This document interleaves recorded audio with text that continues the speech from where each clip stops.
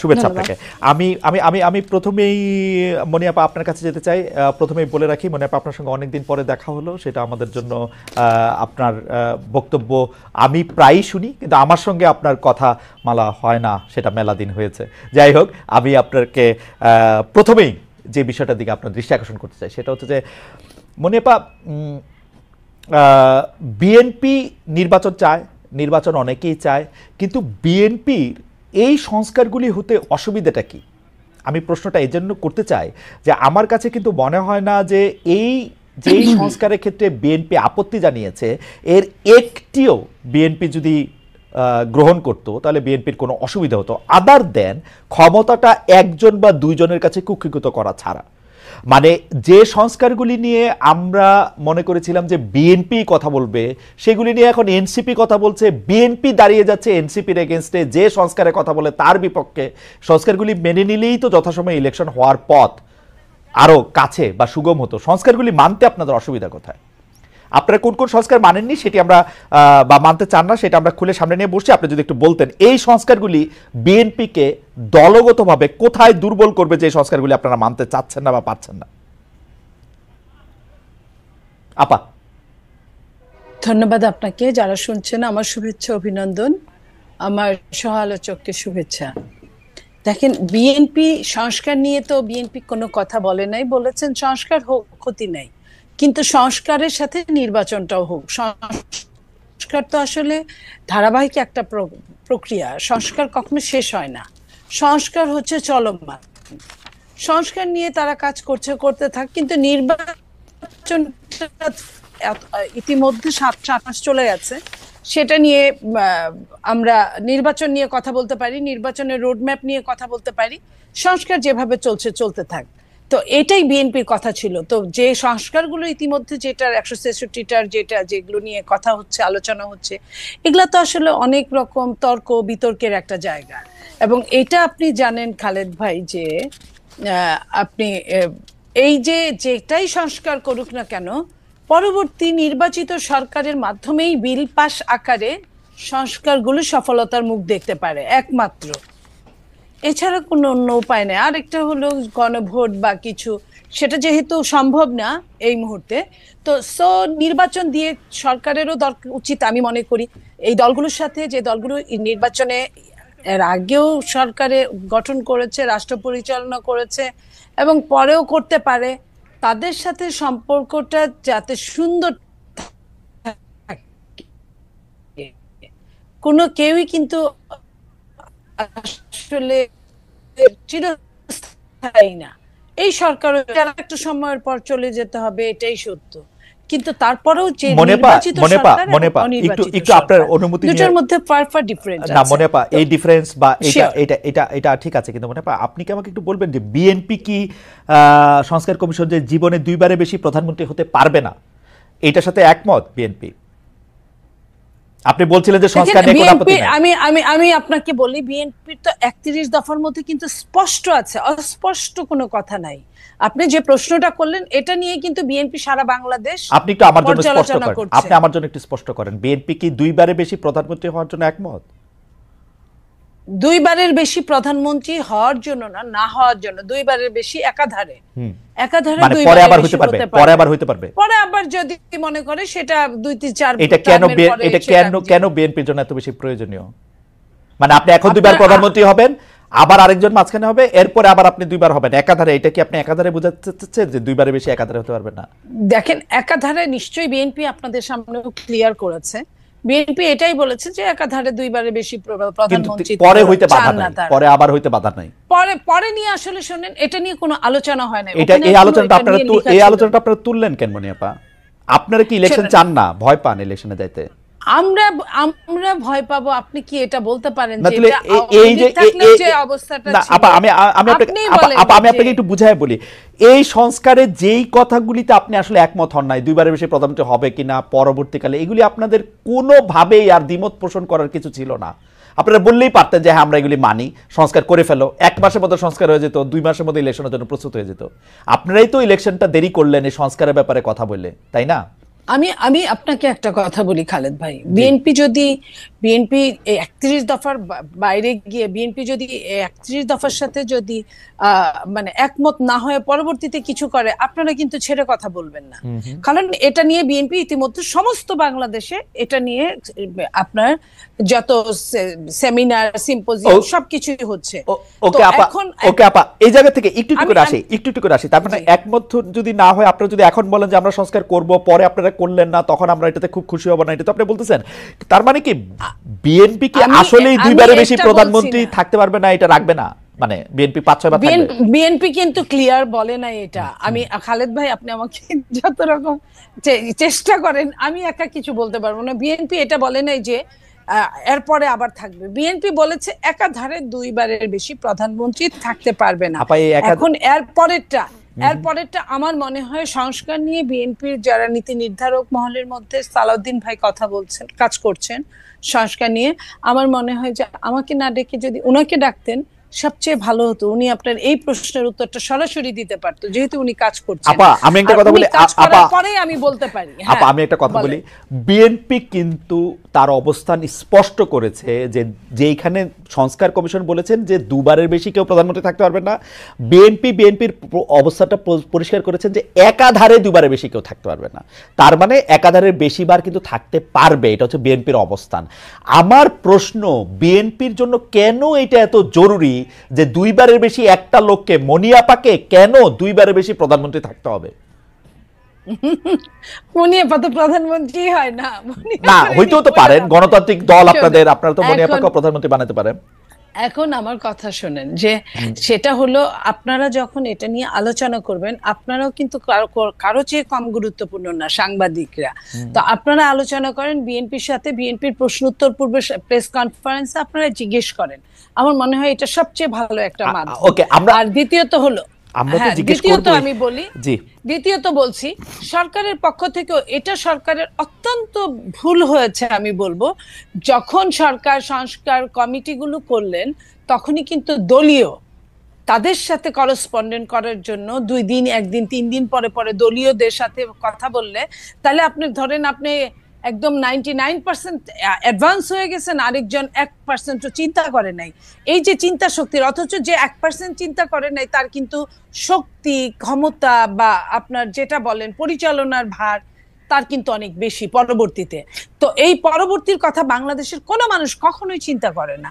যদি মানুষ এই চিন্তাগুলো করতো, বাংলাদেশে অনেকগুলো টাকা বেঁচে যেত, অনেকগুলো সময় বেঁচে যেত, এবং প্রত্যেকটা মানুষের জন্য ভালো হতো। আপনার কথা আমি পরিষ্কার বুঝতে পারতেছি না, কিন্তু আমি যতটুকু বুঝতে পারতেছি যে বিএনপি, মানে আমি প্রশ্ন অন্যভাবে করি, কারণ হচ্ছে যে ধরেন আমরা বিএনপিকে কি বিষয়ে সর্বাত্মক আন্দোলন করতে দেখছি 15 বছরের মধ্যে 2014 থেকে বা 2013 নির্বাচনের সময় থেকে, যখন আওয়ামী লীগ সরকার, তত্ত্বাবধায়ক সরকার ব্যবস্থা বাতিল করে, তখন থেকে বিএনপির একটাই দাবি ছিল যে একটা নির্দলীয় নিরপেক্ষ তত্ত্বাবধায়ক সরকারের সময়ে নির্বাচন করতে হবে। এই একটাই দাবি। শেখ হাসিনা তার পদে থেকে নির্বাচন করতে পারবেন না। এখন শেখ হাসিনা তার পদে নাই, লেভেল প্লেইং ফিল্ড চেয়েছিল বিএনপি, লেভেল প্লেইং ফিল্ড, একটা নির্দলীয় নিরপেক্ষ সরকার। এখন শেখ হাসিনা ক্ষমতায় নাই না, একটা শেখ হাসিনা ক্ষমতায়, আমি লেভেল প্লেইং ফিল্ড, তো শেখ হাসিনা এখন ক্ষমতায় নাই, ক্ষমতায় যিনি আছেন তিনি নির্বাচন করতেছেন না, প্রফেসর ডক্টর মোহাম্মদ ইউনূস। একটা জায়গা থেকে এই নির্বাচনটা করার সময় বিএনপি সবার আগে জাতীয় সরকারের কথা বলেছিল, জাতীয় ঐক্যমত্য সরকারের কথা বলেছিল, সংস্কারের কথা বলেছিল 31 দফার মধ্যে। এই ব্যাপারগুলি মোরলেস মানে 4 বছরের জায়গায় 5 বছর এগুলি যখন করা হলো, তখন বিএনপি সংস্কারের এগেইনস্টে এতভাবে দাঁড়াইলো, মনে হয় সংস্কার করলে বিএনপি দলটাই থাকবে না। এটা কিরকম? আমি তো মানে সংস্কারের এগেইনস্টে, তোমরা সংস্কার মানি না, তোমরা সংস্কার করলেও গিয়ে উল্টাই দিব, মির্জা আব্বাস এগুলি বলছেন। মির্জা আব্বাস, আপনার ভুল হচ্ছে। আপনি যদি কথাই শুনেন, ধরেন আমি কথা বলছি, আমার নেতা জনাব তারেক রহমান কথা বলছে, আপনি কোনটা লুফে নেবেন বলেন? জনাব তারেক রহমানের কথা। তো জনাব তারেক রহমান কথা বলছেন, পাশাপাশি আপনার ধরেন মির্জা আব্বাস, উনি অনেক বড় নেতা, বাট স্পোকসম্যান না। উনি এটা মানে ওইভাবে আপনি নাও ধরতে পারেন, বাট আপনি দেখেন আমাদের নেতা তারেক রহমান সাহেব কি বলছেন। উনি যদি বলেন, আপনি উনার কোড ধরে উনার ইনভার্টেড কমার মধ্যে আমাকে কোনো প্রশ্ন করেন, আমি সেটার কথা বলবো। জনাব তারেক রহমান কি সংস্কারের পক্ষে? জনাব তারেক রহমান কি সংস্কারের পক্ষে? অবশ্যই যেটুকু সংস্কার দরকার, কিন্তু সংস্কার এবং নির্বাচনকে মুখোমুখি করার পক্ষে না, সংস্কারের পক্ষে। সংস্কার তার নিজস্ব গতিতে চলতে থাকবে, রাইট। জনাব তারেক রহমান সবসময় এটা বলে, সংস্কার তার নিজস্ব গতিতে চলতে থাকবে। এবং এই সংস্কারটা কাকে নিয়ে? আপনাকে নিয়ে, আমাকে নিয়ে, এবং আমার সাথে আরেকজন যিনি টকশোতে আছেন তাদেরকেও নিয়ে, প্রত্যেককে নিয়ে, বাংলাদেশের প্রত্যেকটা প্রতিনিধিকে নিয়ে সংস্কার। তো সেইখানে এককভাবে তো কেউ কোনো ডিসিশন দিতে পারে না, না সরকার দিতে পারে, কারণ এই সরকার নির্বাচিত না। আমার কাছে যেটা মনে হয়েছে যে জনাব তারেক রহমানকে না জিজ্ঞেস করে তো আর বিএনপি সংস্কারে কোনগুলি মানে আর কোনগুলি মানে না সে সম্পর্কে তাদের মতামত দিয়েছে। আমরা দেখেছি যে তারেক রহমান সাহেব সরাসরি নিজের মুখে বলেন না, কিন্তু বিএনপির মতামত আমরা দেখেছি, আমরা ধরেই নিয়েছি যে এতে নেতারও সায় আছে। এখন আপনি যদি বলেন যে এটা ধরেন না, আপনি এটা ধরেন না, আপনি দেখেন না, আপনি জনাব তারেক রহমান সাহেব প্রায় প্রতিদিন বক্তব্য দিচ্ছেন, নিশ্চয়ই দু একদিনের মধ্যে এটাও চলে আসবে। আমার মনে হয়, আমি আশা করব জনাব তারেক রহমান মেনে নেবেন, দুইবারের বেশি প্রধানমন্ত্রী হবে না, একবার একাধার কোনো শব্দ ইফ বার্ডস এগুলো যুক্ত করবেন না।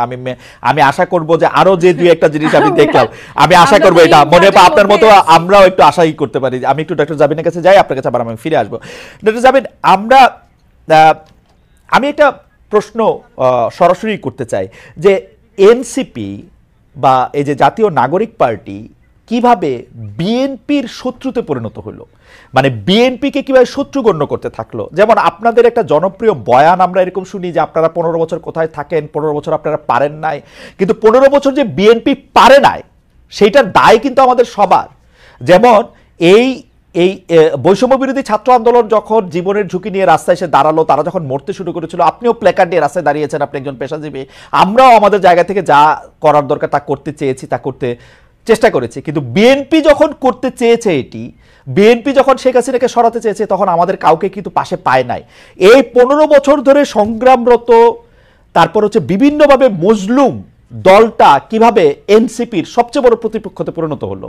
তারা কথায় কথায় বিএনপিকে স্ল্যাশ করে, বিএনপি পারে নাই, বালুর ট্রাক সরাতে পারে নাই, দৌড়ানি দিয়ে এই আগে যদি দিতেন তাহলে এতদিনে ওরা পলায় যেত, এগুলি বিএনপিকে কেন শুনতে হইতেছে? মানে বিএনপির অপরাধটা কি? এবং সেটা কিন্তু আজকে থেকে না, প্রথম দিন থেকে। এবং বিএনপির অপরাধ আমি সরাসরি দেখি যে বিএনপি একটা নির্বাচন চায় এবং নির্বাচন করে এটা দেখতে চায় যে কারা আসলে কটুক দিতে পারে। আপনি যদি আমাদের একটু বলতেন ডক্টর জাবিন। যে কেন 15 বছরে বিএনপির ডাকে মানুষ রাস্তায় নামে নাই বা সবাই এই গণ অভ্যুত্থানে অংশ নেয় নাই, কেন অচেনা অজানা কয়েকজন ছাত্রের ডাকে নিয়েছে, এটার যদি একটা ব্যাখ্যা আমি খুব সংক্ষেপে বলি। বিএনপি সবসময় যে নির্দলীয় সুষ্ঠু নির্বাচন, ফ্যাসিবাদের এই যে তাদের যে 31 দফা, যেটা 2.5 বছর আগে 2023 সালের 13 জুলাই যে 31 দফা, সেখানে তারা একটা সুষ্ঠু নির্বাচনের জন্য চেয়েছে, সেটা ফ্যাসিস্টের সাথে হাসিনা থাকা অবস্থায়। আর এই অচেনা অজানা ছেলেগুলা বা মেয়েরা, এই তরুণরা এই গণ অভ্যুত্থানের ডাকটা দিয়েছিল ফ্যাসিবাদ ব্যবস্থা বিলোপের জন্য। এই পুরো ব্যবস্থাটার বিরুদ্ধেই কিন্তু তারা মানুষকে ডাক দিয়েছিল, এবং এই জন্য এখানে কিন্তু একটা বিশাল পরিবর্তন, বিশাল ফ্যাসিবাদ ব্যবস্থা বিলোপের জন্য ডাকটা দিয়েছিল। আপনি বলতে চাইছেন যে কোটা আন্দোলনের শুরু থেকেই ডাকটা ছিল, নাকি আপনি জুলাইয়ের অগাস্টের 2 তারিখের কথা বলছেন? না, যখন আন্দোলনটা ওই পর্যায়ে যায়, কখন আন্দোলনটা একদম ঘনীভূত হয়, রাইট। তার আগ পর্যন্ত কিন্তু এটা একটা অরাজনৈতিক আন্দোলন ছিল। আপনারা মুক্তিযুদ্ধ, এবং আমরা দেখেছি যে মুক্তিযুদ্ধের স্লোগান, বঙ্গবন্ধুর স্লোগান মুখে নিয়ে আন্দোলনটা অংশগ্রহণ করতে, যেটার সাথে শেখ হাসিনা বা ফেসিবাদী ব্যবস্থা বিলোপের কোনো চিহ্ন ছিল না এই আন্দোলনের মধ্যে আসলে, অগাস্টের 2-3 তারিখ পর্যন্ত। কিন্তু যখন সেই রাতে রাজাকার যে তাদের যে বয়ান, সেটা দিয়ে যখন তারা ছাত্র জনতাকে ট্রিগার করলো, তখন কিন্তু পুরো আন্দোলনের মোড় ঘুরতে শুরু করলো। এবং আপনি যে প্রসঙ্গটা বললেন যে শত্রু, আসলে ফ্যাসিবাদ, বিএনপি কিন্তু একটা ফ্যাসিবাদ বিরোধী শক্তি, এই গণ অভ্যুত্থানেরই অন্যতম স্টেক হোল্ডার।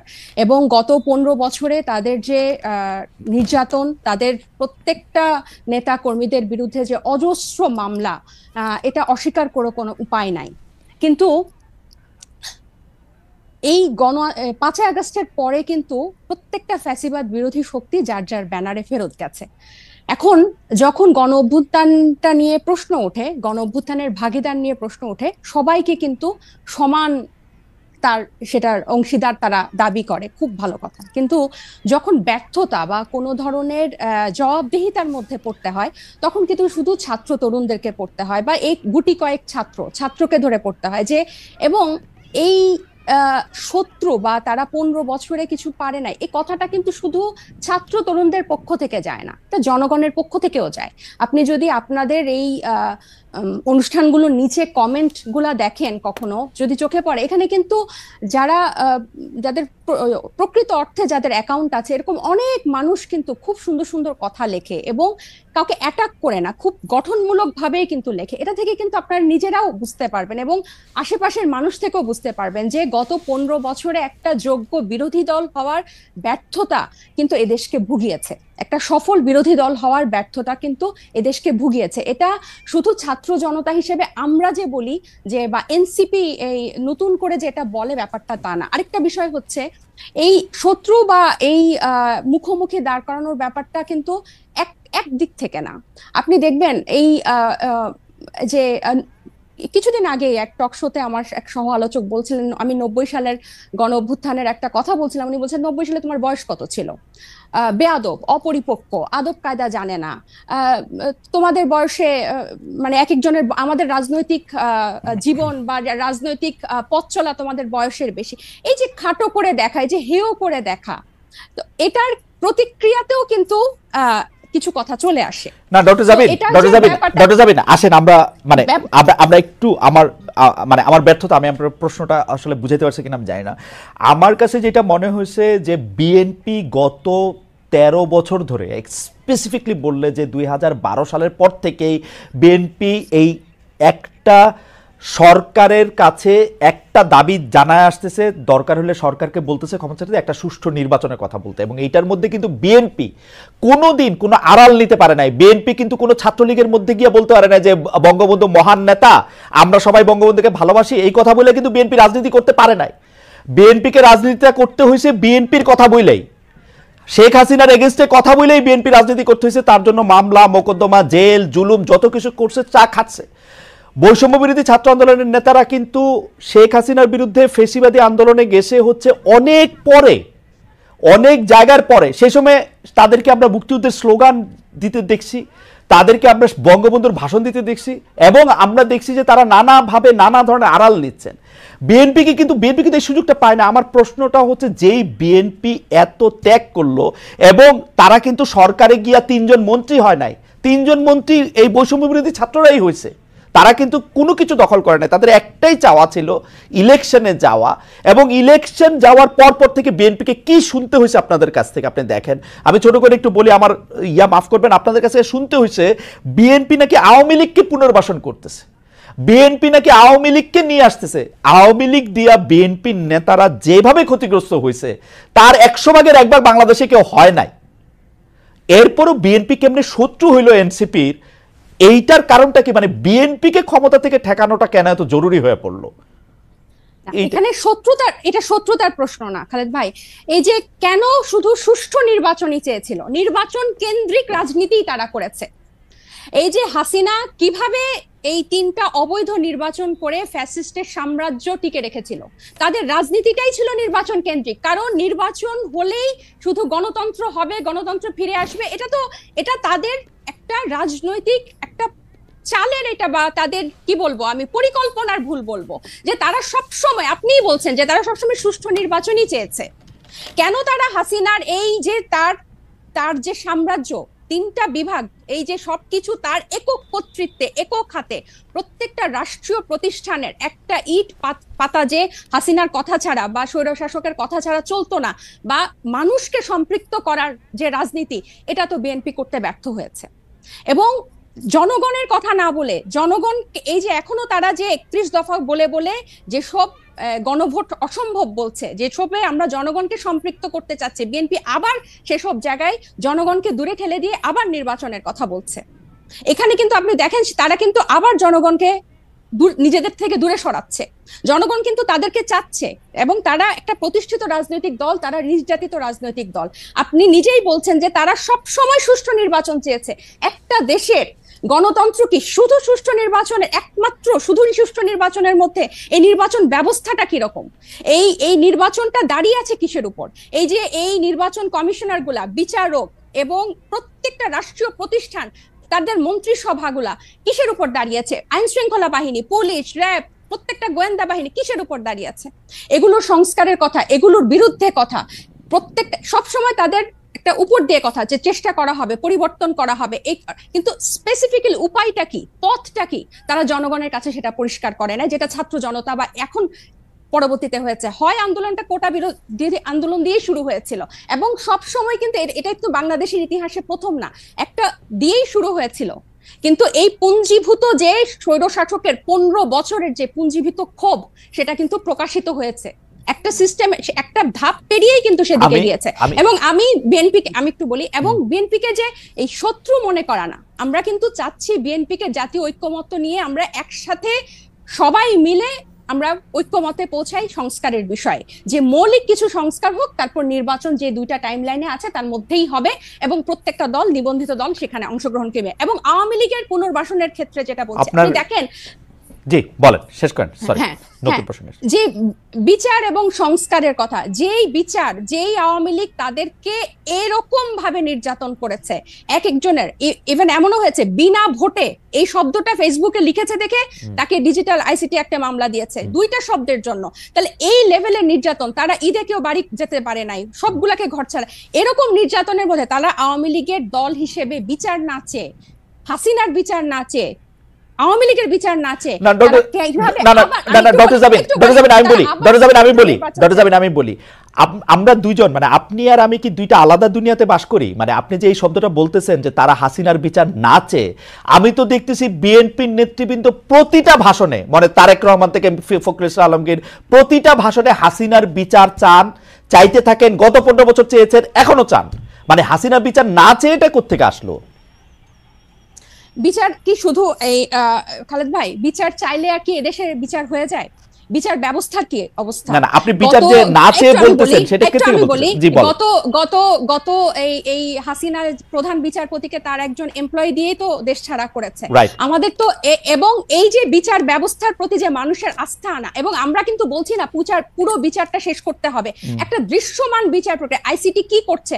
এই জাতিসংঘের মানবাধিকার কিন্তু পরিষ্কার তাদের রিপোর্টে লিখেছে যে এটা এখানে আন্তর্জাতিক অপরাধ হয়েছে। যাবেন, আপনি কি জানেন শেখ হাসিনার বিরুদ্ধে এই পর্যন্ত কতটা মামলা হয়েছে, কতটা মামলার ফাইনাল রিপোর্ট বা চার্জশিট একদম কাছাকাছি চলে আসছে? এগুলি সবগুলি বিচার প্রক্রিয়ার অংশ, এবং এই সবগুলি বিচার শুরু হয়েছে আসলে।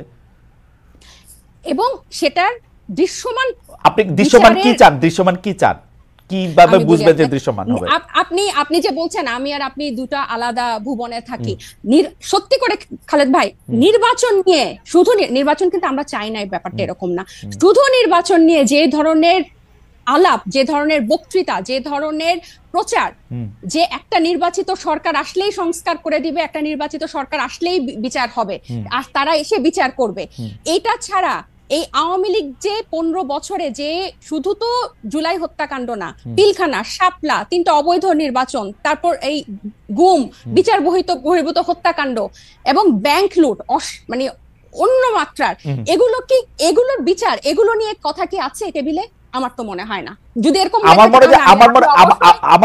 আমার মনে যে আপনি শুনলে হয়তো দেখবেন যে এগুলো সবগুলি আছে, এই কোনোটাই নাই তা না, এবং এর প্রত্যেকটা বিচার হইতেছেও, কিন্তু প্রত্যেকটা বিচার প্রক্রিয়া শুরু হয়েছে। বিচার প্রক্রিয়া তো আদালতে শুরু হয় না, যাবেন, বিচার প্রক্রিয়া শুরু হয় তদন্তের মাধ্যমে, বিচার প্রক্রিয়া শুরু হয়।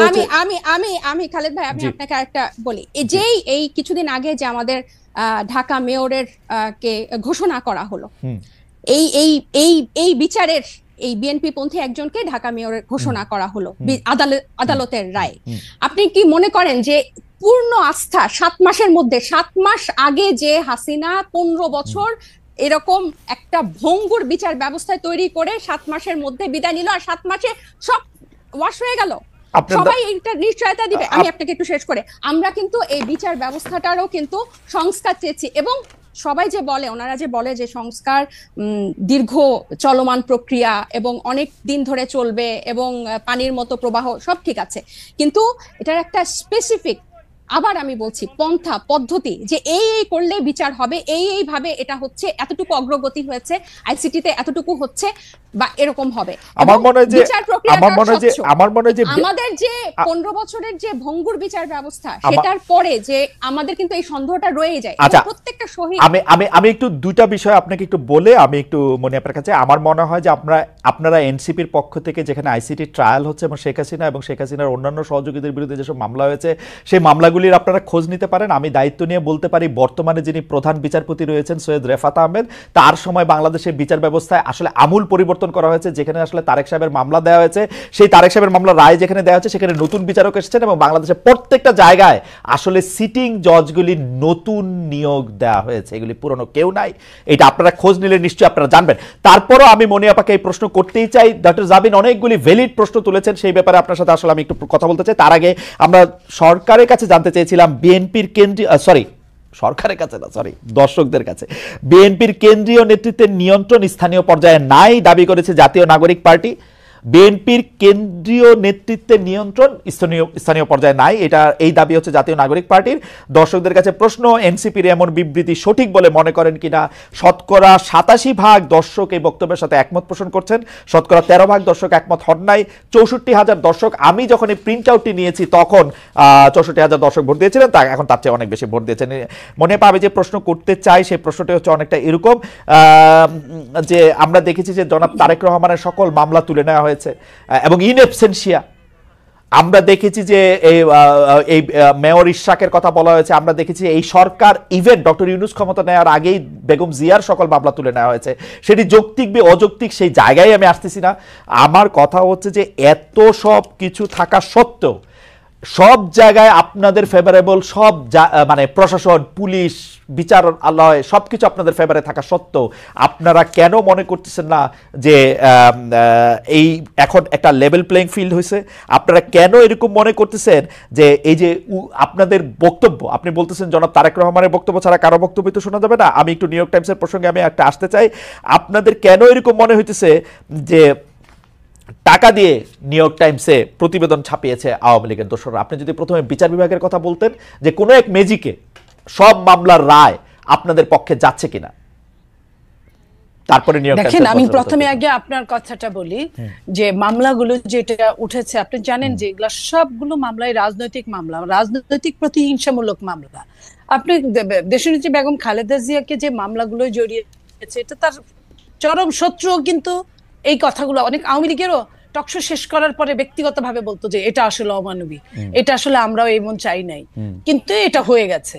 তো এই যে অমানবিক, এবং আপনি দেখেন জনাব তারেক রহমান সাহেব ওনাকে জোর করে মুসলেকা নিয়ে ওনাকে দেশ ছাড়তে বাধ্য করেছে।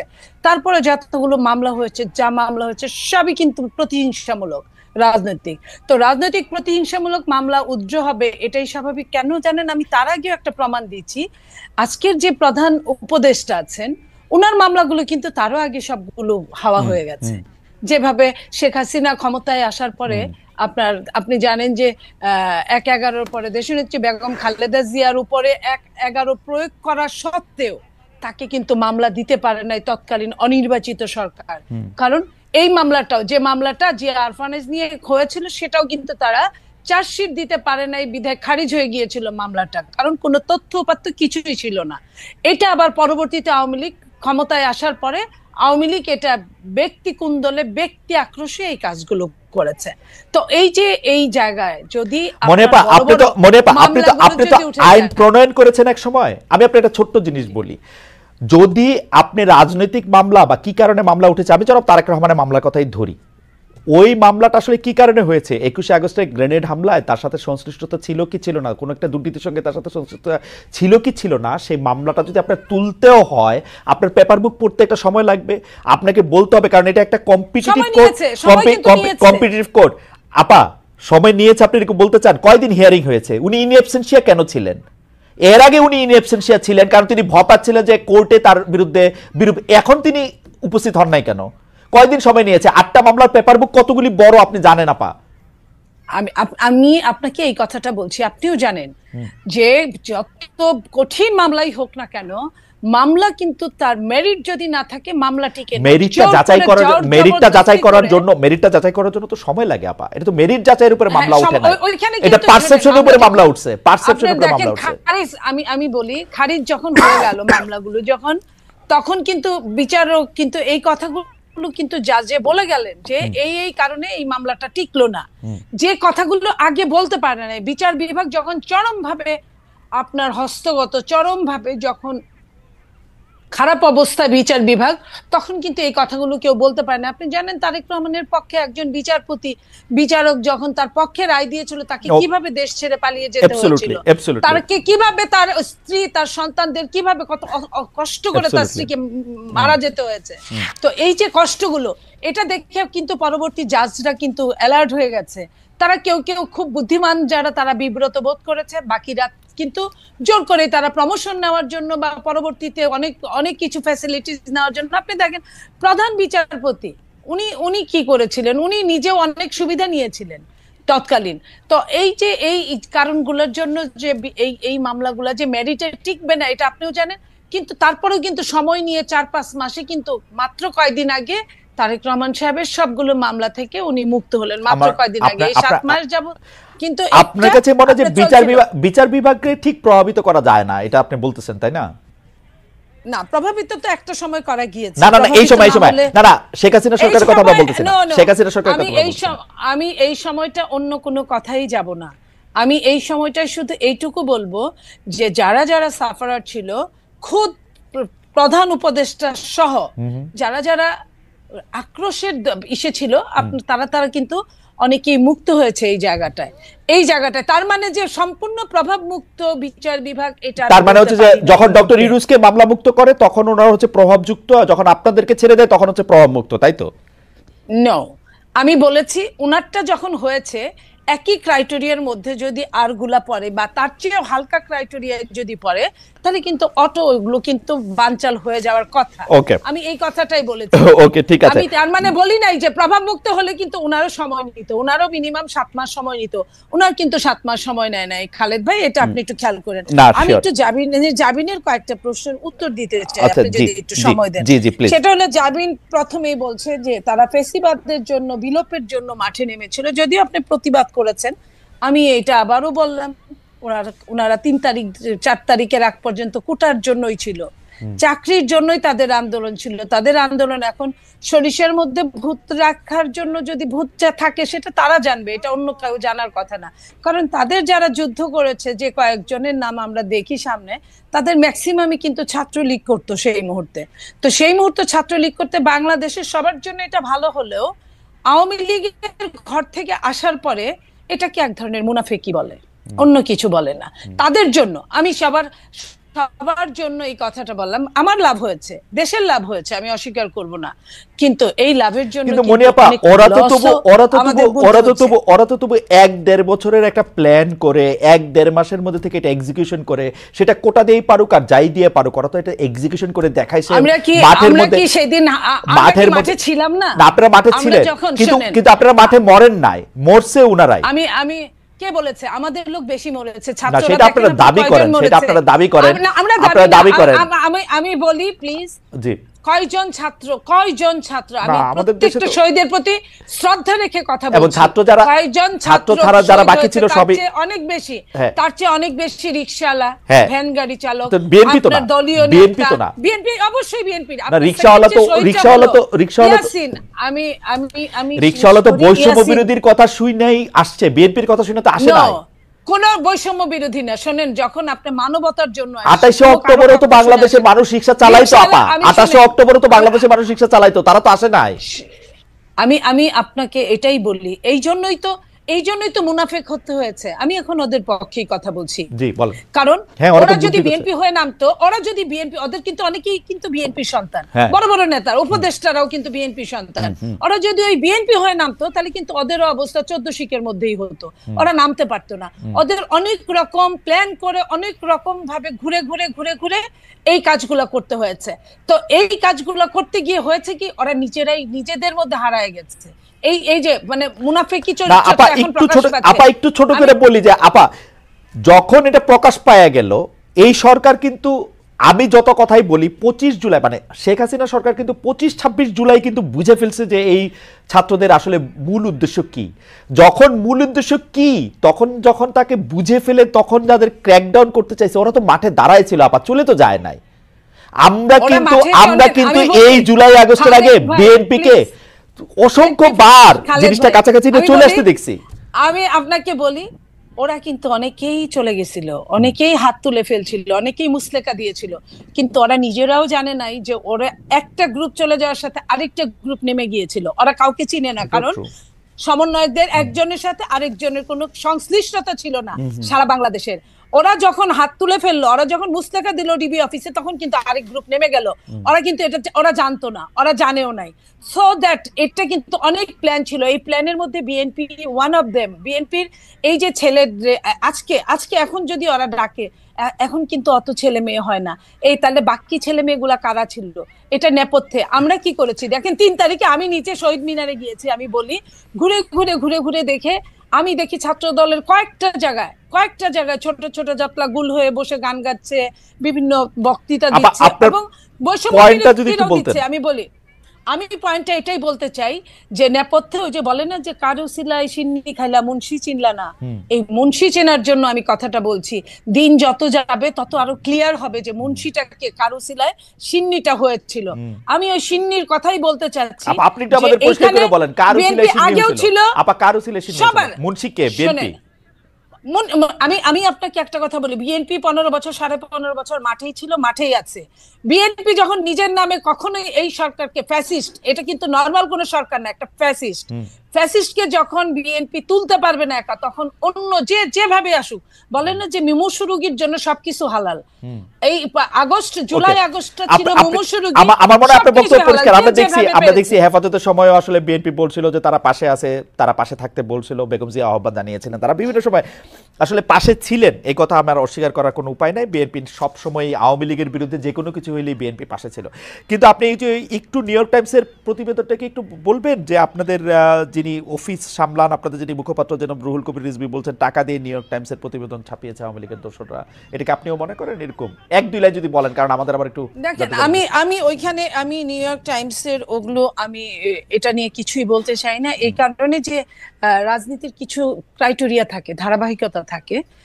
সেটা একসময় আওয়ামী লীগ এরকম করতো, মেঠো বক্তৃতা বলতো বা কিছু। আমি এটা বলতে চাই এটা আরো প্রমাণ সাপেক্ষে, কারণ রিজভী আহমেদ আমার চেয়ে বড় নেতা, উনি যা বলেছেন ওনার ওইটা একটা বিবৃতি ছিল। বাট আমি এখানে টকশো করছি। আমি আরেকটু কথা জাবিনের বলতে চাই।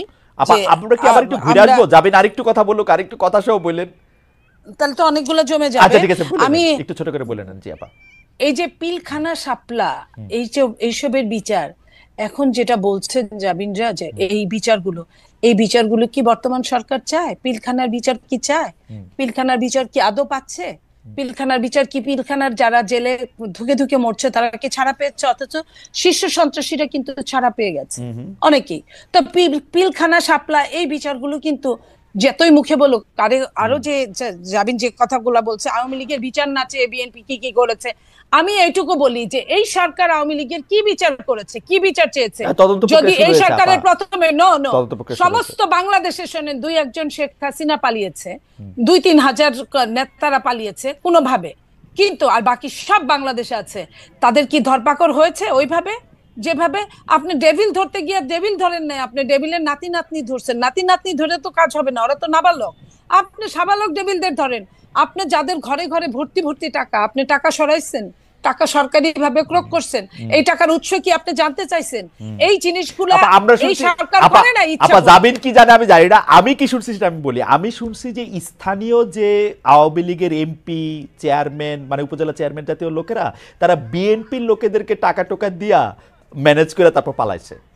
এটা আমি স্থানীয় বলছি। আপনার কথা আমি আপনার কথা আপনি কি শুনছেন নাকি জানি আমি এটা শুনি নাই, আপনার কাছে আমি শুনলাম। যদি এটা সত্যিও হয় ঘটনা, আমি আপনাকে বলি, তাহলে এটার বিচার করার দায়িত্ব কার? সরকারের। অবশ্যই। সরকার কেন এটা বের করতে পারে না? সরকার কেন এটা বের করে না?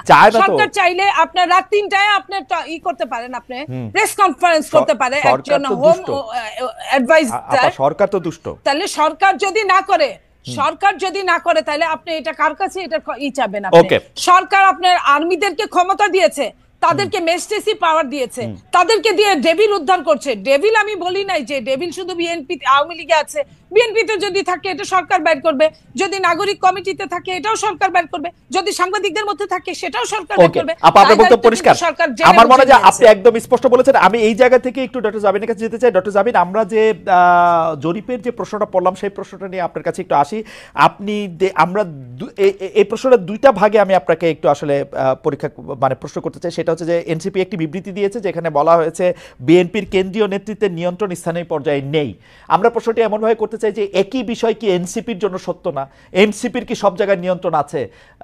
জাবিন, আপনি শুনছেন কিনা আমি জানি না, মনিয়াপা শুনছেন কিনা আমি জানি না। আমি তো শুনছি এনসিপির পরিচয় দিয়ে স্থানীয় পর্যায়ে বহু লোক বহুভাবে চাঁদাবাজি করছে, বহু লোক বহুভাবে এনসিপির পরিচয় দিয়ে, সমন্বয়ক পরিচয় দিয়ে, আহ্বায়ক পরিচয় দিয়ে বহু লোক বহুভাবে চাঁদাবাজি করছে। এইটা আপনি এটাকে কিভাবে দেখেন? আর বিএনপির মানে বিএনপির কি প্রবলেম সেটা নিয়ে এনসিপির বিবৃতি দেওয়ার কারণ কি? মানে এইটা এটা এটা এটা এইটা আপনি কি আসলে কিভাবে দেখেন? আসলে বিএনপির কারো দ্বারা যদি কেউ আক্রান্ত হয় সে আইনের ব্যবস্থা নিতে পারে। আপনারা একটি রাজনৈতিক দল হয়ে আরেকটি রাজনৈতিক দলের কোথায় নিয়ন্ত্রণ আছে কোথায় নিয়ন্ত্রণ নাই সেটি বলার কারণ কি আসলে? কিছুদিন আগে প্রথম আলোর একটা জরিপ আমি একটু দৃষ্টি আকর্ষণ করতে চাই, যেখানে 7ই আগস্ট 2024 থেকে 31শে মার্চ 2025 পর্যন্ত একটা রিপোর্ট প্রকাশিত হয়েছিল বিএনপি এবং তার সহযোগী অঙ্গ সংগঠনের অপরাধের একটা তালিকা, যেখানে আর্থিক এবং মৌখিক সহিংসতা মানে হুমকি, চাঁদাবাজি এটা ছিল 372টা, এবং শারীরিক সহিংসতার রেকর্ড ছিল মানে মারামারি, সংঘর্ষ সেটা ছিল 488টা, এবং মৃত্যু 70টা। এবং এছাড়াও আপনারা জানেন যে হাতিয়ায় আমাদের হান্নান মাসুদের উপর সংঘর্ষ হয়েছে, হামলা হয়েছে। এবং প্রত্যেকটা জায়গায় আপনি যে বললেন এনসিপির অসংখ্য প্রতিনিধি করছে, আমাদের কিন্তু এনসিপির একটা আহ্বায়ক কমিটি ছাড়া আর কোনো জায়গায়, আমাদের নাগরিক কমিটির বিভিন্ন কমিটি ছিল, কিন্তু এনসিপির কোনো জায়গায় এখনো কোনো প্রতিনিধি দেওয়া হয় নাই বা কমিটি দেওয়া হয় নাই। তো যারা অপরাধ করছেন বা যারা এই নাম ভাঙিয়ে, সমন্বয়ক নাম ভাঙিয়ে বা এখানকার আহ্বায়ক নাম ভাঙিয়ে যারা চাঁদাবাজি করছেন তাদের কিন্তু গ্রেফতারও হচ্ছেন এবং তাদেরকে কিন্তু আইনের আওতায় আনা হচ্ছে। আরেকটা যেটা, এবং এই যে আপনার জনাব সার্জিস আলম আপনাদের একজন নেতা, উনি যে 155টা গাড়ি নিয়ে ওখানে গেছেন, তার আগে হান্নান মাসুদও গাড়ি নিয়ে গেছেন, সেটাতে চাঁদাবাজি করছেন সেটা অনেকেই বলতেছেন। আপনারা কি এটা তদন্ত করছেন? আপনারা তো এটা বিবৃতি পর্যন্ত দেন নাই, আমরা একটা চিঠি দেখছি ফেসবুকে। আপনাদেরই আরেকজন তাকে একটা প্রশ্ন করেছেন, মনে হচ্ছে যে এটা ছেলে খেলা। একটা লোক 155টা গাড়ি নিয়ে শোডাউন করতেছে, পরে আবার ব্যাখ্যা দিচ্ছে যে এটা তার দাদার টাকা, বাবার টাকা। আপনারা এটা কিছু বলতেছেন না, কোনো রকম তদন্ত করতেছেন না। আপনারা বলতেছেন যে আমরা খালেদ ভাই গত এই ঈদের আগে এই সার্জিসের ব্যাপারটা নিয়ে মনে হয় আমরা যে কয়টা গণমাধ্যমের সাথে কথা বলেছি, টকশোতে গিয়েছি, প্রতিনিয়ত এটা নিয়ে কথা বলেছি এবং এটার প্রশ্ন জবাবদিহি আনুষ্ঠানিক বিবৃতি দিয়েছেন। এনসিপি আনুষ্ঠানিক বিবৃতি দিয়েছে। আমাকে শেষ করতে দেন, আমাকে একটু শেষ করতে দেন। যেখানে যে মানে আমাদের তো শুধু একজন তারেক রহমান নাই যে যিনি কথা বললে ওই কথাটাই মানে বেদবাক্য হবে। আমরা সবাই কিন্তু এখানে যেহেতু এটা একটা কালেকটিভ নেতৃত্বের একটা দল এবং সবাই আমরা বিভিন্ন জায়গায় কথা বলছি, গণমাধ্যমের সাথে কথা বলছি। আমরা বারবার বলেছি যে এই তারা যে পাল্টাপাল্টি বক্তব্য দিয়েছে ফেসবুকে, এটা সম্পূর্ণ তাদের ব্যক্তিগত একটা পোস্ট এবং তারা সেভাবে সেটা হ্যান্ডেল করেছে। আমি আরো বলি যে আপনি আমাকে যে কথাটা শেষ করতে দিলেন না, তো এই যে বিভিন্ন জায়গায় যে তাদের এই সহিংসতা এবং তাদের যে স্থানীয় পর্যায়ে নিয়ন্ত্রণ নাই, এটা স্বয়ং তাদের দলের যে তারেক রহমান সাহেব উনি নিজেও কিছুদিন আগে, এই 2-1 দিন আগে, ঈদের আগে একটা বক্তব্যে বলেছেন যে যারা এরকম করছেন তাদেরকে উনি ডিজোন করেন বা টানতে পারেন না। সো এটা প্রমাণিত যে তাদের স্থানীয় পর্যায়ে তাদের ইয়াটা নাই, কন্ট্রোলটা নাই, এবং নিজে উনি এই কথা স্বীকার করেছেন। আর আমাদের দলের সাথে যে আপনারা বিএনপির তুলনা করছেন, এটা এই কারণে আমি বলবো যে আমরা এখনো সাংগঠনিকভাবে ওভাবে বিস্তার লাভ করি নাই। নতুন একটা রাজনৈতিক দলে অনেকেই কিন্তু শেল্টার নিতে চাইবে বা নাম ভাঙিয়ে এটা করতে চাইবে, কারণ এই যে এইগুলো কিন্তু এই 1 মাস আগে আমরা এসে নতুন করে তৈরি করি নাই, বরং এই পুরনো রাজনৈতিক অপসংস্কৃতির মধ্যে আমরা এসেই জন্ম নিয়েছি। সো এখন আমাদের উপর দায়িত্ব এসব রাজনৈতিক অপসংস্কৃতি পরিষ্কার করা এবং ফেরেশতার মতো বিহেভ করা। সো আমরা কিন্তু অথবা আপনার দায়িত্ব ডক্টর জাবিন, অথবা আপনাদের দায়িত্ব হচ্ছে ওই সংস্কৃতিটারও বেশি করে করা। একটু খালেদ ভাই আমি শেষ করি। ওই সংস্কৃতি বেশি করে না, ওই সংস্কৃতির বিরুদ্ধে কথা বলা। আমরা এই রাজনৈতিক অপসংস্কৃতির বিরুদ্ধেই কথা বলতে চাই, এবং এবং এটা শুধু বিরুদ্ধে কথা বলা না, আমরা এটা চর্চাটাও করতে চাই। এবং আপনি যখন বলেন যে যে গণ অভ্যুত্থান, বা আপনারা যখন বলেন যে গণ অভ্যুত্থান এই কোটা বিরোধী আন্দোলন দিয়ে শুরু হয়েছিল, ছাত্রদের ডাকে হয় নাই, এটা গত 15 বছর বিএনপি নির্যাতিত হয়েছে, এটা যেমন সত্য। 24-এর গণ অভ্যুত্থান বৈষম্য বিরোধী ছাত্র আন্দোলনের ব্যানারে হয়েছে, বিএনপি সেই ব্যানারে এসে আন্দোলনে অংশ নিয়েছে, সেটাও সমান পরিমাণ সত্য। এখানে এটা অস্বীকার করে কোনো উপায় নাই। ঠিক একইভাবে গণ অভ্যুত্থানের যেভাবে সবাই হকদার, এই রাজনৈতিক অপসংস্কৃতি দূর করার দায়িত্ব 1 মাস আগে জন্ম নেওয়া একটা দলের যেরকম দায়িত্ব, 47 বছর আগে জন্ম নেওয়া একটা দলের দায়িত্ব। আমরা শুধু একটা বিবৃতি দেই নাই দেখে আপনি আমাদেরকে প্রশ্ন করতে পারেন, কিন্তু একটা বিবৃতি না, আপনার কথা শেষ হইলে আমি একটু বলি, মানে একটা কথা শেষ হইলে আপনি একটু বলি। আপনি তো বলে যাচ্ছেন, এত সুন্দর চমৎকার কথা বলেন আপনি, আপনাকে শুনতে খুব ভালো লাগতেছে, কিন্তু আপনি যদি আমাকে একটু সময় দিতেন। জি বলেন। আপনি বলতেছেন একটা বিবৃতির কথা। আপা আপনি একটু খেয়াল করে দেখেন, আপনারা 5 স্টার হোটেলে ইফতারি কোথায় করলেন, কে আপনাদের চাঁদা দিল, সেই বিবৃতি সেটা আপনারা বিবৃতিতে জানান নাই। আপনারা রূপায়ণটার মধ্যে 2টা বিল্ডিং ভাড়া করে কেমনে থাকতেছেন, আপনারা এই 8 মাসে এটা আপনারা এটা জবাব দিতে পারেন নাই। আপনাদের শোডাউন করলেন কোত্থেকে গাড়িতে, এটার জবাব আপনারা বিবৃতিতে দিতে পারেন নাই। আপনারা কেন হাসনাত আব্দুল্লাহ হঠাৎ করে বলল আর্মি তাদেরকে ডাইকা নিয়ে বলছে আওয়ামী লীগকে রাজনীতিতে আসতে দিতে হবে, তারপরে আপনারা এটার নিয়ে কিন্তু কোনো একটা দলগত অবস্থান আপনারা জানান নাই। আপনারা বিবৃতি দেন না এমন না, কিন্তু আপনারা কিন্তু বিবৃতি দেন। জনাব নাহিদ ইসলাম এবং আপনাদের মিডিয়া সেলের পক্ষ থেকে আমরা অনেক বিবৃতি পাইছি, এগুলি ব্যাপারে আমরা কোনো বিবৃতি পাই নাই আনফরচুনেটলি। টক শো থেকে আপনি কথা কইলেন, এখন আপনার কথাটা কি আমরা শুনবো, নাকি আপনার একটা পার্টির বিবৃতি আশা করবো? আপনি নতুন রাজনৈতিক বন্দোবস্তের কথা বলতেছেন, একটা নতুন আপনি আমাকে দেখাইতে পারবেন যে এনসিপির সাথে বিএনপির কি তফাৎ, এনসিপির সাথে জামায়াতের কি তফাৎ? কোন জায়গা দিয়ে আপনারা একটা তফাৎ করতেছেন আরেকটা জায়গা দিয়ে? একটা নতুন বন্দোবস্ত আনছেন, একটা উদাহরণ দেখান একটা নতুন বন্দোবস্তের। আচ্ছা খালেদ ভাই, বিবৃতি দিয়েই যদি এসব অপসংস্কৃতি বা এসব ব্যাপার থেকে মুক্ত হওয়া যেত, তাহলে বোধহয় বিবৃতি দেওয়া হতো। আমরা কোন কোন বিষয়ে বিবৃতি দিয়েছি আপনি নিশ্চয়ই সেটা যেহেতু খেয়াল করেছেন, আপনি খেয়াল করে থাকবেন। এইসব ব্যাপারগুলা বিবৃতি দিয়ে দায়সারা ভাবে ফেরানো যাবে না, এগুলোকে জনগণের কাছে পরিষ্কার করতে হবে। এবং অর্থনৈতিক স্বচ্ছতা আমাদের রাজনৈতিক দল জন্ম নেওয়ার আগে থেকে আমাদের অন্যতম প্রায়োরিটি। শুধু বাংলাদেশে কোন রাজনৈতিক দলের এই গত 53 বছরের রাজনৈতিক সংস্কৃতিতে অর্থনৈতিক স্বচ্ছতা কখনো কোনো রাজনৈতিক দল দেখায় না। এবং আমরা জন্ম নেওয়ার আগে থেকেই এই আলোচনা, আপনি যে 8 মাস বললেন, জন্ম নিয়েছে 1 মাস আগে, এর আগে থেকে আমরা যখন এই প্রক্রিয়ার মধ্যে ছিলাম, এটা ছিল আমাদের অন্যতম প্রায়োরিটি। আপনার একটা জিনিস, একজন ব্যক্তি একটা রাজনৈতিক দলের 1-2 জন কিছু করবে, সেটাকে ডিফেন্ড করে একটা বিবৃতি দিয়ে কিন্তু ব্যাপারটা থেকে দায়সারা হওয়া যাবে না।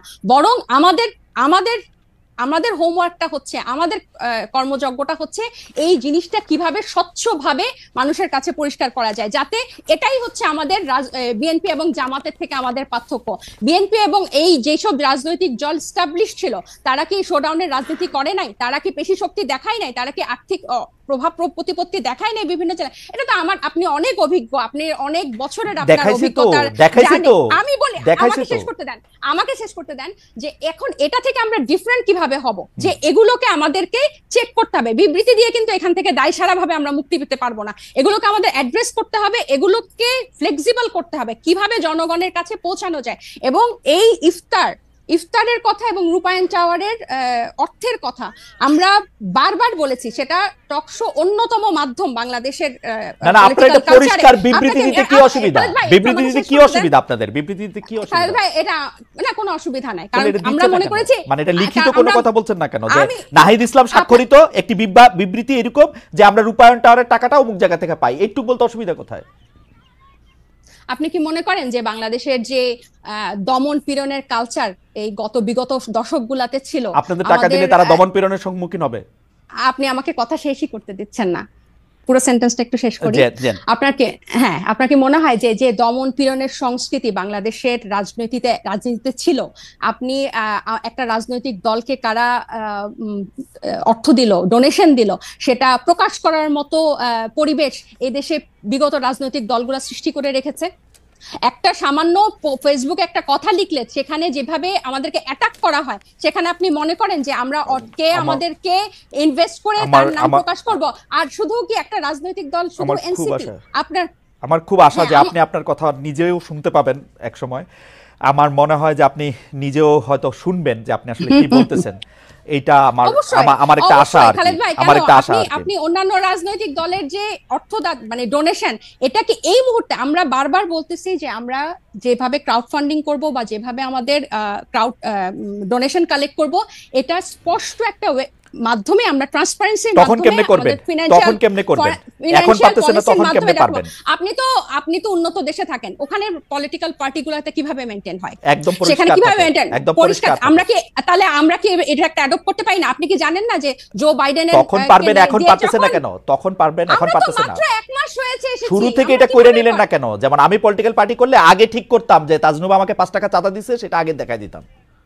এজন্য আপনি পলিটিক্যাল পার্টি করেন নাই, আমরা করেছি। আমাদের এই এবং আপনি বিএনপি আওয়ামী লীগের মতোই আর একটা পলিটিক্যাল পার্টি করতেছেন না। এটা আপনি এত তাড়াতাড়ি 1 মাসে আপনি যে আমি 1 মাসে বুঝতে পারি সেটাও বলে না।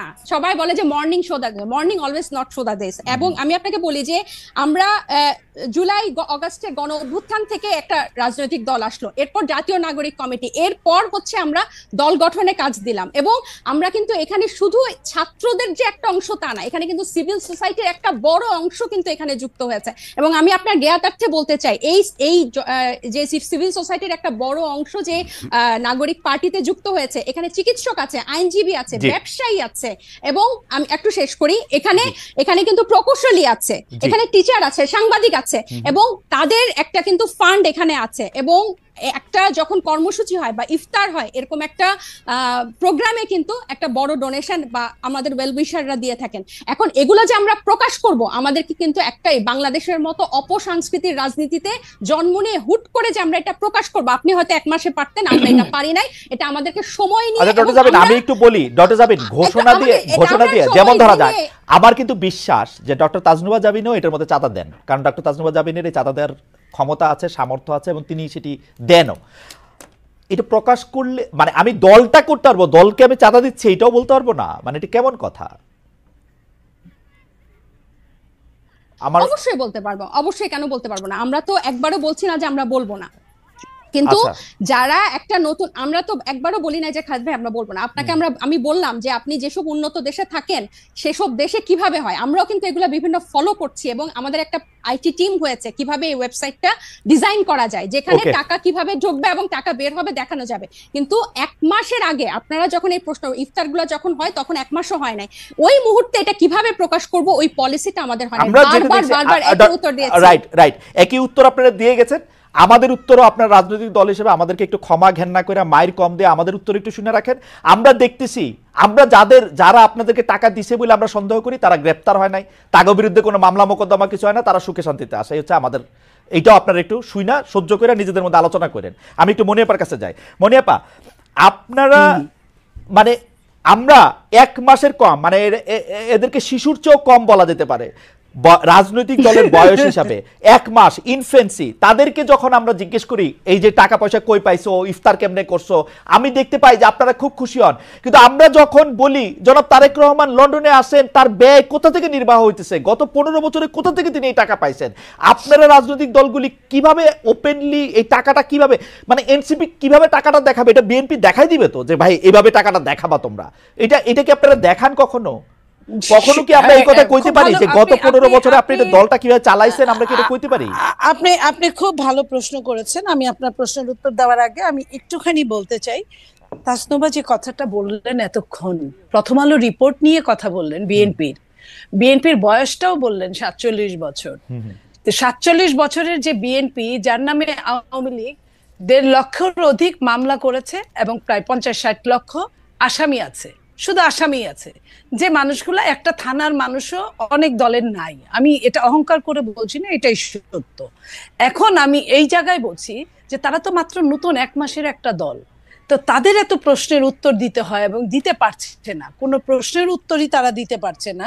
টিউশনি করা যে উপদেশটা 6 কোটি টাকার, না আপা, আপনি আপনার কথা বলেন, আপনি কথা বলেন, আপনি যে অর্থনৈতিক স্বচ্ছতা ওর কাছ থেকে দাবি করেন, আপনি যে অর্থনৈতিক স্বচ্ছতা আমি জাতীয় আমার নাগরিক কথাটার পার্টি উত্তর অবশ্যই দিব। জাতীয় নাগরিক পার্টির আমি কাছে, অ- আ- তাহলে আপনি আমি আরেকটা আপনাকে- প্রসঙ্গ এনে তো লাভ নাই, টিউশনি করেন যে না, না, কর্মকর্তা না, তার জবাব আমি- আপনার সে দিবে। আমি সেই প্রশ্নটার উত্তর অবশ্যই দিব। আমি বলি নাই যে কন্টিনেন্টালের 10টা হোটেল, কন্টিনেন্টালের 10টা রুম আটকায় রেখে 53 কোটি টাকা এই এক মাসের একটা বাচ্চা দলের, শিশু দলের 53 কোটি টাকা এই কথা কষ্ট সত্য করার না, মতো অবস্থা। এই কথা সত্য না, এবং এটা আমি বিএনপির এটা বলি প্রপাগান্ডা, নাই। এটা বিএনপির আমি বলি- প্রপাগান্ডা। আমি এটাও বলি নাই, এটা বিএনপির পত্রিকায় প্রপাগান্ডা। দেখেছি, আমি পত্রিকায় দেখে কথা বললাম।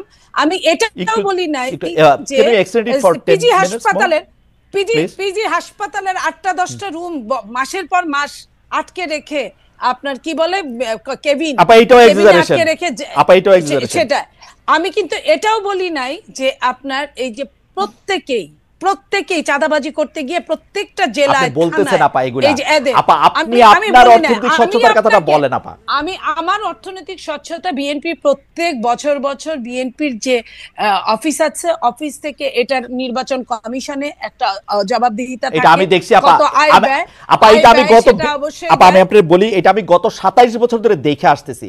এইটা একটা এমনই, মানে আমি এটা নিয়ে আর কোনো কথা বলতে চাই না। এটা আমি আপনাকে বলি, আচ্ছা, আপনি আমি দেখে আপনাকে বলি যে আসছেন, আপনি- বিদেশে, আমি আপনাকে বলি বিদেশি সংস্থার কথা যেরকম হইতেছে, আদর্শ সংস্থার কথা যেরকম হইতেছে, বিএনপির বর্তমান চেয়ারম্যান যে দেশে আচ্ছা, থাকেন আমি- সেই আমি দেশের আপনাকে- ওয়েবসাইটে আমি- ঢুকলে আমি- দেখা যায় কে ওটা তাকে কত বাদ টাকা দিবেন। দিচ্ছে। আপনি আমি সেটা আপনাকে বলেন। আচ্ছা আমি আপনাকে একটা কথা বলি। জি আপা।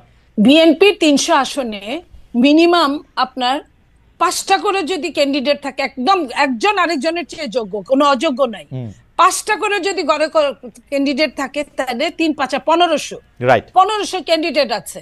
1500 ক্যান্ডিডেটের মধ্যে আপনি জানেন বিএনপির ম্যাক্সিমাম অনেক ক্যান্ডিডেট কিন্তু অনেক বাংলাদেশের শীর্ষ ব্যবসায়ী, সবচেয়ে ধনী, এবং রাইট। এবং আওয়ামী লীগের আমলেও তারা খুব দলীয় দারুণ ব্যবসা করেছে, সেজন্য শোনেন, তারা একটু কৃতজ্ঞ আছে আওয়ামী লীগের আপনি কাছে।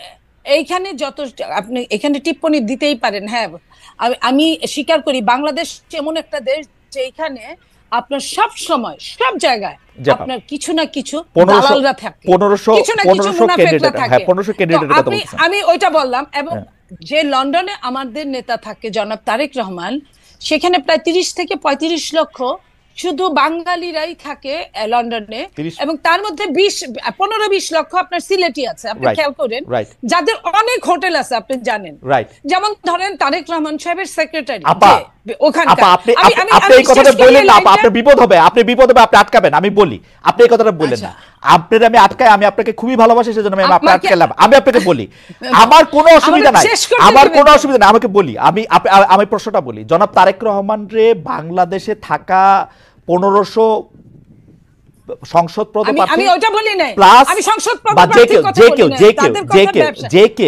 যে কেউ তাকে 1500 কোটি টাকা দেয়, আমার কোনো আপত্তি নাই। আমি শুধু এটা 1500 কোটি টাকা আমি এটা ক্লিক করে দেখতে চাই যে এটা কোথা থেকে আসতেছে। আমার দিতে হবে কেন? আমার যে নেতা, আমি আমার নেতাকে পছন্দ করতেই পারি, আমার নেতার বিপদের সময় আমি তার পাশে দাঁড়াতেই পারি না?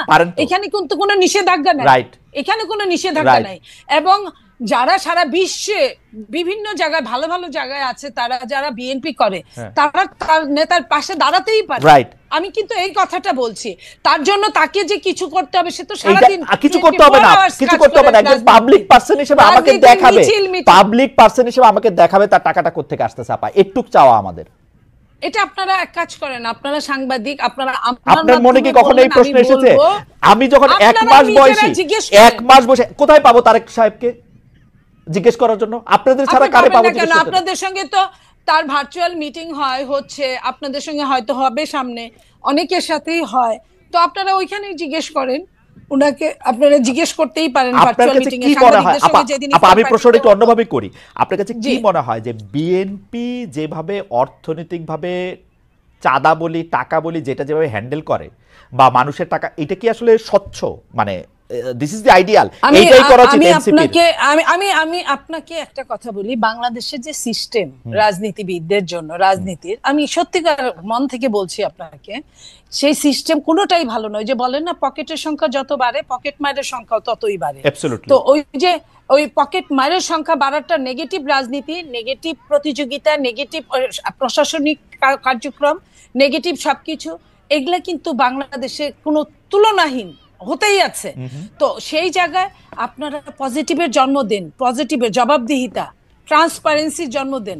সেইখানে প্রত্যেকেই, আপনি যে বলছেন যে চমৎকার একটি কথা ডক্টর জাবিন বলছিল যে আমরা কিন্তু আন্দোলনে কে আগে ছিলাম, কার কত কৃতিত্ব সেটার ভাগ নিতেছি, এই নতুন বন্দোবস্ত করার ভাগ নিব না, আমরা একটু দেখাবো না যে 2025 থেকে বিএনপির টাকা হইলো এই।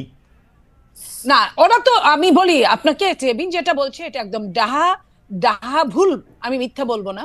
ভুল এই জন্যই যে আপনার জেবিনরা কি বলছে, বাংলাদেশকে একটা সুন্দর স্বপ্ন দেখাইছে, বাংলাদেশের সব প্যারেন্টসদেরকে, বাবা মাদের, তারা একদম আলাদা বাংলাদেশ করবে। আলাদা বাংলাদেশ কে আমি অধম, তুমি তারও চেয়ে অধমতর, অধিকতর অধমতম হইবে না, এটা তো না। এটা কবি কি বলেছে? আমরা আওয়ামী লীগ প্রসঙ্গে আছি, আমরা একদম শেষ পর্যায়ে। আমার হাইপোথিসিস মার্কা প্রশ্নটা একটু শুনেন। বিএনপি যে 15 বছর ব্যর্থ হয়েছে, এর কারণ হচ্ছে আমরা কেউ বিএনপির পাশে যাই নাই, আর ওরা যে ব্যর্থ হইতেছে এই দায়ও ওদের না, আমরা কেউ ওদেরকে সাহায্য করতেছি না কিন্তু আসলে। না, ওদেরকে যারা সাহায্য অবশ্যই করছে, আপনার অরিজিনাল মাস্টারমাইন্ড ওদের সাথেই আছে। আচ্ছা ঠিক আছে, আওয়ামী লীগ প্রসঙ্গে একটু বলেন, আওয়ামী লীগ প্রসঙ্গে একটু বলেন আপা, আপনারা কি আসলে আওয়ামী লীগের, মানে আপনারা যত গালি আওয়ামী লীগের, আওয়ামী লীগ শাসনামলে দিতেন, এখন গালি একটু কমে গেছে মনে হয় আপনাদের সাথে কি কোনো একটা? আমি একটা জিনিস বলি শোনেন, যে মানুষটা চোখের সামনেই নাই, যে মানুষটার সবকিছু নিয়ে পালিয়েছে, যে মানুষটাকে ধরতে পারছে না, যাও ধরার কথা সেটা সরকার ধরছে না, যে মানুষটা আমার সামনে নাই। আজকে কথা কি ছিল, আমার সঙ্গে জেবিনের টকশো করার কথা ছিল না, আমার সাথে আওয়ামী লীগের একজন হয় পতিত নেতা, এমপি বা মন্ত্রী, এদের সঙ্গে করার কথা ছিল। সো যে মানুষটাই নাই, তার নিয়ে আকাইমা খালি মানে গিবত করাটা, এটা গিবতের পর্যায়ে পড়ে। আর বিচারটা আমাদের চেয়ে, বিএনপির চেয়ে পুর খাওয়া, এই 15.5 বছর কত যে পুকুর পারে, ঘাটে ঘাটে আপনার কি ডুবার নিচে, হঠাৎ করে আওয়ামী লীগের প্রতি আপনাদের একটু ভালোবাসা বাড়ছে কিনা মনে আপা, সেটা বলেন। শোনেন, যে কোনো মানে কষ্টে আছে, ভদ্রমহিলা বিদেশে আছে, দেশে আসতে পারছে না, না না, আমি ওটা বলছি না। ওরকম কোনো কষ্ট, আমরা বিএনপি হলে এরকম একটা দল, উদারনৈতিক দল, বিএনপি হলে এরকম একটা দল, যে দলটা এরকম, যে একটা বাঘ 10টা মানুষ খেয়ে ফেলছে, তারপরে বাঘটা গুলি খায়, আহত হয়ে কাতরাচ্ছে, বাঘটার কাছে হয়তো এক গ্লাস পানি নিয়ে গেল। এটা কিন্তু সৃষ্টিকর্তাই এই বিধানটা দিয়ে দিয়েছে। তার মানে এই না যে বাঘের বিচার হবে না, এটা চায় না, এটা অবশ্যই চায়, কিন্তু বাঘটাকে, যেটা আমি আপনাকে লাস্ট বলি, যে ফাঁসি দণ্ডে আসামি, ফাঁসির যে আসামি, তাকেও কিন্তু মৃত্যুর আগে চেক করা হয় সে সুস্থ কিনা। সে যদি অসুস্থ হয়, তার কিন্তু ফাঁসি হয় না। আমি ওই কথাটাই বলছি। আমি অবশ্যই আওয়ামী লীগের বিচার আমাদের চেয়ে বেশি কেউ চাইতে পারে, এটা আমি বিশ্বাস করি। মনে আপা, আপনাকে ধন্যবাদ। আমরা একদম শেষ পর্যায়ে শেষ প্রশ্ন নিয়ে, আসলে প্রশ্নটা এর আগে করার একটু যাবেন, কিন্তু আমরা আসলে মানে আমার ইন্টারাপশনের কারণে বা অন্য জায়গায় এটা চলে যাওয়ার কারণে অর্থনীতি বিষয়টা নিয়ে বেশি আলোচনা করার জন্য এটা খুব আলোচনা আসে না। আমি প্রশ্নটা আবার করি, এইটা আপনি আপনার মতো করে উত্তর দেন। সেটা হচ্ছে, বিএনপি নিজেকে মধ্যপন্থী বলে থাকে, এনসিপিও নিজেকে মধ্যপন্থী বলছে, জাতীয় নাগরিক পার্টি নিজেদেরকে খুবই মধ্যপন্থী বলছে। বিএনপি রাজনীতির সঙ্গে আপনাদের পার্থক্যটা কোথায়? আমরা আসলে জামাত ইসলামী নেতাদের সঙ্গে খেলাফত মজলিসের মামুনুল হক এর যে রাজনীতি, তার সঙ্গে বিএনপির তুলনায় এনসিপি নেতাদের উঠা বসা বেশি দেখতে পাচ্ছি, সংস্কার বিষয়ে চাহিদা কাছাকাছি দেখতে পাচ্ছি। আপনি যদি একটু বলেন যে বিএনপির রাজনীতির সঙ্গে আপনাদের পার্থক্য কোথায়, কার রাজনীতির সঙ্গে আপনাদের মিলটাও কোথায়, ডক্টর জাবিন? আমরা মধ্যপন্থী দল, এবং এখানে যখন জাতীয় নাগরিক কমিটি থেকে যখন জাতীয় এনসিপি হয়, আমাদের এখানে কিন্তু অনেক এই জুলাই গণ অভ্যুত্থানপন্থী অনেক মানুষ, কিন্তু বিভিন্ন মতের, বিভিন্ন আদর্শের, কিন্তু তারা যখন জুলাইয়ের পরে দেশকে নতুন ভাবে দেখা শুরু করেছে, বা এখন অবস্থার অনেক পরিবর্তন, নতুন ভাবে ভাবতে শুরু করেছে, তখন কিন্তু অনেকেই এই ছাত্র জনতার নেতৃত্বে যে নতুন দল, সেখানে এসে যোগ দিয়েছে বা আগে কমিটিতে যোগ দিয়েছে। এখন এই জুলাই পরবর্তী বাংলাদেশ নিয়ে কিন্তু অনেকের ইচ্ছা, অনেকের আকাঙ্ক্ষা, অনেকের কন্ট্রিবিউশনের যে প্ল্যানিং, এগুলো সবকিছু চেঞ্জ হয়েছে। তো আমরা কিন্তু সবাইকেই কিন্তু যারা আমাদের সাথে আছেন, আমরা কিন্তু সবাইকে নিয়েই কিন্তু সামনে আগাতে চাই, এবং এই বাংলাদেশপন্থী যারা, তাদেরকে নিয়ে আগাতে চাই। কিন্তু এই যে ধর্মভিত্তিক রাজনীতি আসলে এনসিপি করবে না, কিন্তু যে একটা সামাজিক পরিসরে যে একটা ধর্মের যে একটা নিয়ম কানুন আছে, এটার প্রতিও কিন্তু আমরা শ্রদ্ধাশীল। সো এখানে কোনো কারো পন্থী হওয়া, কারো আশ ঘেঁষা এরকম কোনো কিছু ব্যাপার না। আমরা একদম স্বতন্ত্রভাবে এখানে আসছি, এবং আমি এটা এর আগে যেটা আপনার কথার জন্য আমি বলতে পারি নাই, যে এখানে ছাত্রদের নেতৃত্বে দলটা হয়েছে, ছাত্রদের এখানে গণ অভ্যুত্থানে নেতৃত্ব দানকারী অনেকগুলো ফেস এখানে আছে, কিন্তু এর সাথে কিন্তু পরবর্তীতে সিভিল সোসাইটি থেকে উল্লেখযোগ্য মানুষ এখানে যুক্ত হয়েছে, যারা হয়তো এখনো ওভাবে প্রাসঙ্গিক হয়ে উঠে নাই আপনাদের কাছে, কিন্তু তারা কিন্তু এনসিপি কে একদম মূল জায়গা থেকে বা সাংগঠনিক পর্যায় থেকে কিন্তু খুব শক্তভাবে ধরে রেখেছে বা কাজ করছে। সো আমার কাছে মনে হয় যে এরা যখন আরো প্রাসঙ্গিক হবে, মানে এনসিপির যাদেরকে নিয়ে সামনে আগাচ্ছে তাদের থেকে এনসিপির নিজস্ব যাদেরকে নিয়ে দল গঠন হয়েছে তারা যখন সামনে আসবে, তখন ব্যাপারগুলো আরো পরিষ্কার হবে। আর আরেকটা হচ্ছে যে কারো মানে জামাত বা হচ্ছে অন্য কোনো ইসলামিক দল বা ওরকম কারোর সাথে কিন্তু মানে একসাথে লিয়াজু বা ওরভাবে এক করে মধ্যমপন্থী না। আমরা হচ্ছে যারা বাংলাদেশপন্থী, যারা এখন নতুন করে বাংলাদেশকে দেখতে চায়, তাদের বিভিন্ন মত আদর্শ থাকতে পারে, কিন্তু এই গণ অভ্যুত্থানের পরে যারা অন্যরকম ভাবে বাংলাদেশকে দেখতে চায় এবং বিভিন্ন এই যে গণতন্ত্রের পথে, যে স্বৈরতন্ত্র থেকে গণতন্ত্রের যে একটা পথ, এই পথে যারা সাথী হতে চায় তাদেরকে নিয়েই কিন্তু এনসিপি আগাচ্ছে। ডক্টর মোহাম্মদ ইউনূস জোর দিয়ে বলছেন যে তিনি আসলে নির্বাচনটি চান হচ্ছে ডিসেম্বর থেকে জুনের মধ্যে, এবং সেই সময়ের মধ্যেই নির্বাচন হবে। কিন্তু এনসিপির বিভিন্ন নেতৃবৃন্দকে আমরা বলতে শুনছি যে ডক্টর ইউনূসের সরকার আর একটু বেশি সময় থাকলে ভালো হয়, 5 বছর ইত্যাদি। আপনাদের অবস্থাটা আসলে কি? ডক্টর ইউনূস যদি সংস্কার না করতে পারেন এবং ডিসেম্বর এবং জানুয়ারির মধ্যে নির্বাচন দিতে তিনি বাধ্য হন, সেই ক্ষেত্রে কি আপনারা ডক্টর ইউনূসের বিরুদ্ধে আন্দোলন করবেন যে না আমরা নির্বাচনটা আর একটু পরে চাই? না, আমার মনে হয় এটা আমরা বেশ কয়েকবার এটা ক্লিয়ার করেছি, এই সময়সীমা নিয়ে এনসিপির কোনো দাবি দেওয়া নাই। যে দুটা টাইমলাইন বলা হয়েছে ডিসেম্বর অথবা জুনের মধ্যে, উনি শুরু থেকেই ডক্টর ইউনূস দায়িত্ব নেওয়ার পর থেকেই দুটা সময়ের কথাই আমরা শুনছি।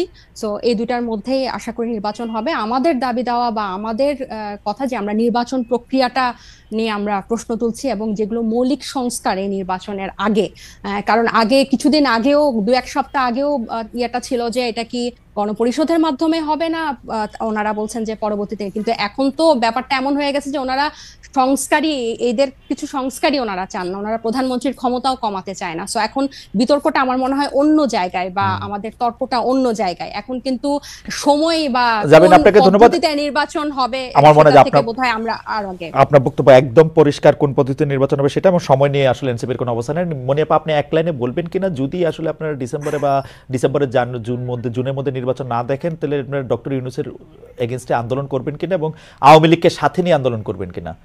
মনি আপা, ডিড ইউ লুজ মনি আপা? হ্যাঁ, মনি আপা বোধহয় ডিসকানেক্টেড হয়ে গেছেন। আমরা মনে হয় আজকে আর এই প্রশ্নের উত্তর আমরা শুনতে পারলাম না। ডক্টর তাজনুবা যাবেন। মনি আপা ইজ ব্যাক। মনি আপা, আপনি 1 মিনিট আমাদেরকে বলবেন কিনা যে আপনি কি মনে করেন যে ডক্টর ইউনূসের নির্বাচন যদি ডিসেম্বরে বা জুনের মধ্যে যদি না হয়, তাহলে আপনি আন্দোলন করবেন কিনা? দেখেন, নির্বাচন তো আসলে এটা ইন্টারিম গভর্নমেন্ট মানে অনেকটা তত্ত্বাবধায়ক সরকারের মতোই আমরা ভেবেছিলাম যে 3 মাস না হোক 6 মাসের মধ্যে নির্বাচন দিবে তারা, কিন্তু তারা নির্বাচন নিয়ে এখন পর্যন্ত ক্লিয়ার কোনো রোড ম্যাপ দেয় না, এবং তালবাহানাটা এমন পর্যায়ে যে উনি কোনো ক্লিয়ার কাট কথা বলেন নাই। হ্যাঁ, উনি কোনো ক্লিয়ার কাট এখন পর্যন্ত কথা বলেন নাই। উনি বলেছেন যে লাস্ট যে বিবিসি বাংলায় যে উনি সাক্ষাৎকার দিয়েছেন তখনও যদি তবে এইসব ছিল, কিচ্ছু ছিল না, যে এই বলছে ডিসেম্বর এবং বলেছেন যে যদি তবের বয়স হচ্ছে 6 মাস, ডিসেম্বর জুন বলেছে তারপরেও কিন্তু বলেছে যে যদি এর মধ্যে যদি তার আগে চায় তারপরে চায়, এরকম একটা ছিল। আপনারা আন্দোলন করবেন কিনা আপা বলেন? আপা আমাদের সময় না, আপনারা আন্দোলন করবেন কিনা আওয়ামী লীগের সাথে নিয়ে? নির্বাচনটা যদি সঠিক সময়ে না হয়, আওয়ামী লীগকে সাথে নিয়ে আন্দোলন করবে এমন কোনো কথা না। আওয়ামী লীগের বিচার হবে, বিচার চাই, বাট আমরা আন্দোলন করব নির্বাচনের জন্যই। আওয়ামী লীগের সঙ্গে আমাদের মেন যে দ্বন্দ্বটা, এই চারটা নির্বাচন তারা ফাঁকিবাজি করেছে, জঘন্য পর্যায়ে Okay. নিয়ে গেছে, রাতে নির্বাচন করেছে, আপনার দিনে আপনার বলেন না ফেয়ার হওয়ার জন্য, আপনার বলেন না ফেয়ার হওয়ার জন্য আপনাকে অনেক ধন্যবাদ। আমি জাবিনকে 30 সেকেন্ড বলতেই হবে, কারণ আপনাকে দিয়ে শুরু হয়েছিল, জাবিনকে দিয়ে আমরা শেষ করি। ডক্টর জাবিন, আপনি যদি একটু 30 সেকেন্ড বলে আমাদেরকে একটু শেষ করার অনুমতি দেন, আমরা একদমই শেষ পর্যায়ে, যে আপনার এটা বলার নির্বাচন নিয়ে আর কোনো কিছু যুক্ত করার আছে কিনা।